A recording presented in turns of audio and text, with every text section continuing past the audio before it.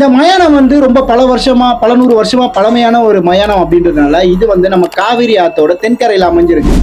இந்த தென்கரையில அமைஞ்சிருக்கிறதுனால நம்ம போயிட்டு இந்த இடத்துல நம்ம சடங்கு செய்யறதுக்கு முன்னாடி நம்ம புனித நீராடிட்டு அந்த சடங்குகளை செஞ்சா யாருக்கு அந்த சடங்கு செய்ய வந்தோமோ அவங்களுக்கு எல்லா விஷயத்துலையுமே நல்லது நடக்கும், அந்த ஆன்மாக்கு மோட்சம் கிடைக்கும் அப்படின்றது இங்க இருக்கிற மக்களால் நம்பப்படுது.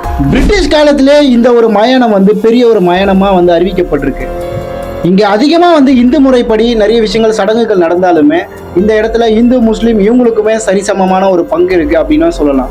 ஆரம்ப காலத்துல டெக்னாலஜி எல்லாம் எதுவும் இல்லாத போது விறகு கட்டையை வச்சுதான் இந்த இடத்துல வந்து பணங்களை எரிச்சிட்டு இருந்தாங்க. வாரணாசியில எப்படி கங்கை நதி புனிதமாக கருதப்படுகிறதோ அதே மாதிரி தான் நம்ம திருச்சியில இருக்கிற இந்த ஓயாமாரி சுடுகாடுமே இதே மாதிரி கருதப்படுது.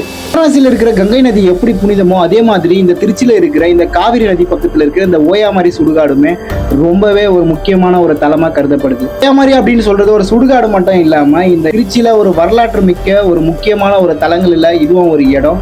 நீங்க திருச்சிக்கு போனீங்கன்னா மறக்காம இந்த இடத்துக்கு போய் விசிட் பண்ணி பாருங்க. இந்த இடத்துல ஒரு பைரவர் கோயிலுமே இருக்கு.